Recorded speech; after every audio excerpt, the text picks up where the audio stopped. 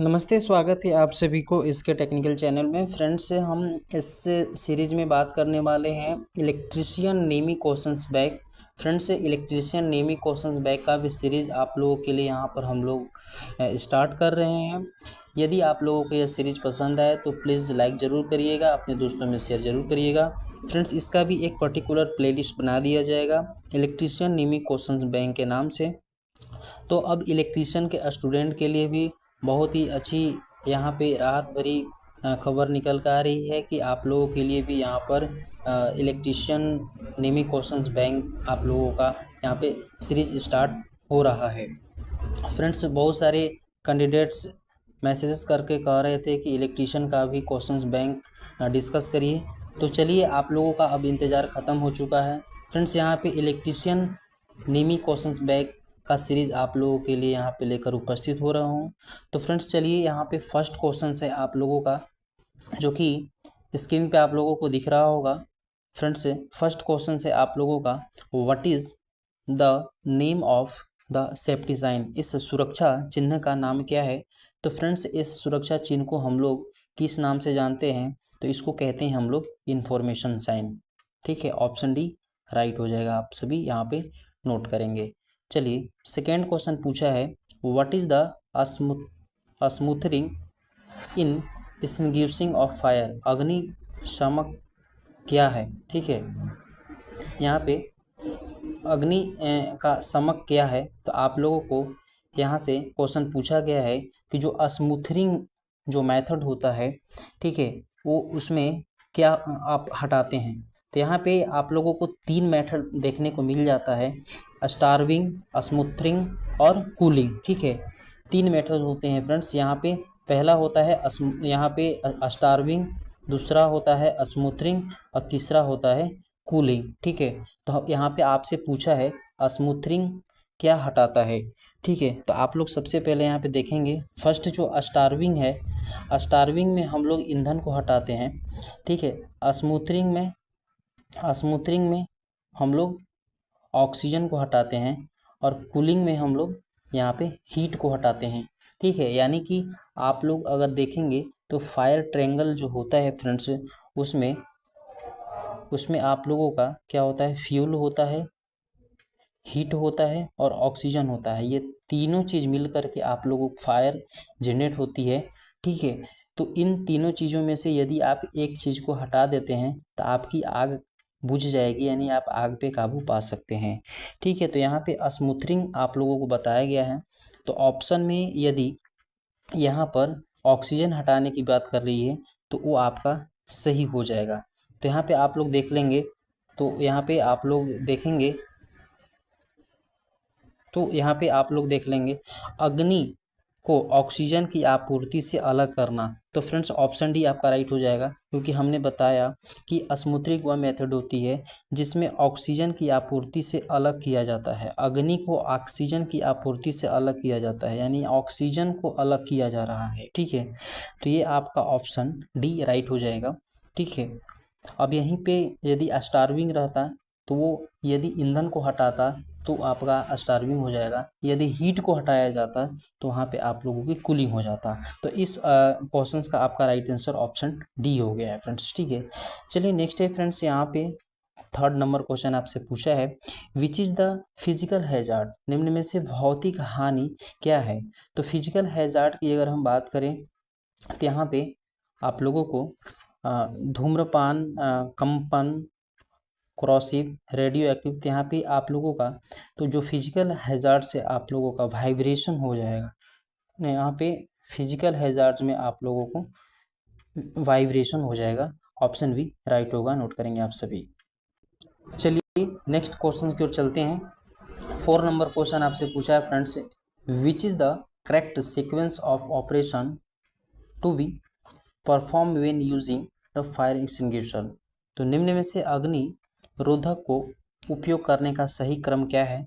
तो फ्रेंड्स, आप लोगों को यहाँ पे ऑप्शन ए राइट हो जाएगा, पुल एम। ठीक है, यहाँ पे सीक्वेंस स्वीप, यानी कि खींचना, निशान लगाना, दबाना और घुमाना। इसको हम लोग पास के नाम से याद कर लेते हैं। ठीक है, PA एस एस, ठीक है। इसको हम लोग पास के नाम से याद रख लेते हैं। तो आप लोग का राइट आंसर ऑप्शन ए जो होगा, नोट करेंगे आप सभी।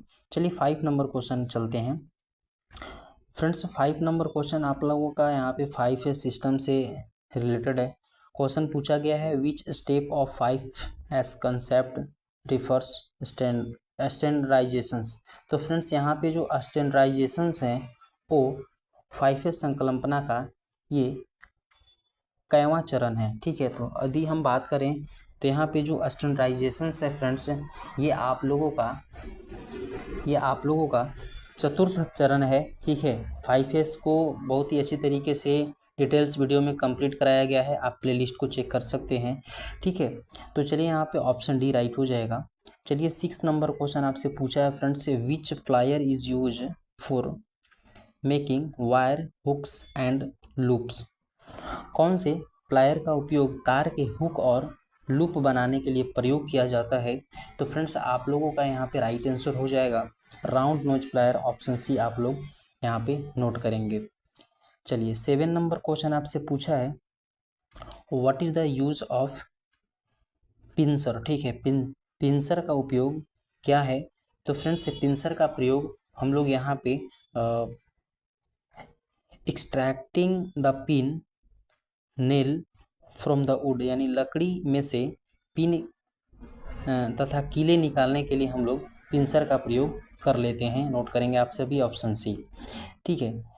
चलिए यहाँ पे 8 नंबर क्वेश्चन आपसे पूछा है फ्रेंड्स, बहुत ही इंपॉर्टेंट क्वेश्चन है, आप लोगों का रोड सेफ्टी साइन से रिलेटेड क्वेश्चन पूछा है। तो 8 नंबर क्वेश्चन पूछा है, what is the name of road safety sign. इस सड़क सुरक्षा का नाम क्या है। तो इस सड़क सुरक्षा का नाम है फ्रेंड्स यहाँ पे मैंडेटरी साइन, आप लोग ऑप्शन ई राइट करेंगे। चलिए नेक्स्ट है फ्रेंड्स, यहाँ पे 9 नंबर क्वेश्चन आपसे पूछा है, what is the background colour of warning sign the basic category. तो जो वार्निंग साइन होता है फ्रेंड्स, उसका जो बैकग्राउंड कलर होता है वो येलो होता है, ठीक है। आप लोग नोट करेंगे 9 का ऑप्शन सी राइट हो जाएगा। चलिए 10 नंबर क्वेश्चन आपसे पूछा है friends, which type of extinguisher is use for fire on electrical equipments. तो इलेक्ट्रिकल इक्विपमेंट्स के लिए हम लोग यहाँ पे जो फायर एक्सटिंग्विशर यूज़ कर लेते हैं फ्रेंड्स, वो आप लोगों का राइट आंसर हो जाएगा हेलन टाइप एक्सटिंग्विशर, ठीक है। ऑप्शन ए राइट हो जाएगा। हेलन टाइप एक्सटिंग्विशर को हम लोग CTC फायर एक्सटिंग्विशर के नाम से भी जानते हैं, ठीक है, क्योंकि इसमें कार्बन टेट्राक्लोराइड और BCF भरा रहता है, ठीक है। नेक्स्ट चलिए आप लोगों का 11 नंबर क्वेश्चन पूछा है, which is the waste disposal method that produce heat, यानी कि अपशिष्ट निपटारण विधि कौन सी है जो गर्मी पैदा करती है। तो friends option C right answer हो जाएगा, भस्मीकरण आप लोगों का यहाँ पे राइट आंसर हो जाएगा, नोट करेंगे आप सभी। चलिए 12 नंबर क्वेश्चन आपसे पूछा है friends, which personal protective equipments is use for the protection from forms. धुएं से सुरक्षा के लिए व्यक्तिगत सुरक्षा उपकरण का उपयोग किया जाता है, यानी कि धुआं से आपको बचना है। तो यहाँ पे आप लोग ऑप्शन डी को आप लोग करेक्ट मान सकते हैं, नोज मास्क, ठीक है। तो धुएं से बचने के लिए हम लोग नोज मास्क का प्रयोग कर लेते हैं, ऑप्शन डी राइट होगा। चलिए 13 नंबर क्वेश्चन आपसे पूछा है, what is the full form of BIS। BIS का फुल फॉर्म क्या होता है फ्रेंड्स। तो यहाँ पे ब्यूरो ऑफ इंडियन स्टैंडर्ड आप लोगों का आंसर हो जाएगा, नोट करेंगे आप सभी, ऑप्शन बी राइट होगा, ब्यूरो ऑफ इंडियन स्टैंडर्ड, ठीक है, Bureau of Indian Standard, option B right होगा। चलिए 13 का आप लोगों का बी। चलिए नेक्स्ट है फ्रेंड्स, यहाँ पे 14 नंबर क्वेश्चन आपसे पूछा है, which method is used to lift and move heavy load, ठीक है, भार उठाने और स्थानांतरित करने के लिए किस पद्धति का उपयोग किया जाता है। तो फ्रेंड्स यहाँ पे 14 नंबर क्वेश्चन का आपका राइट आंसर हो जाएगा, ऑप्शन यहाँ पे देख लेते हैं। तो आप लोगों का ऑप्शन बी जो है आप लोगों का राइट आंसर हो जाएगा, क्रेन एंड स्लिंग्स, ठीक है, क्रेन और स्लिंग्स आप लोगों का राइट आंसर हो जाएगा, ऑप्शन बी।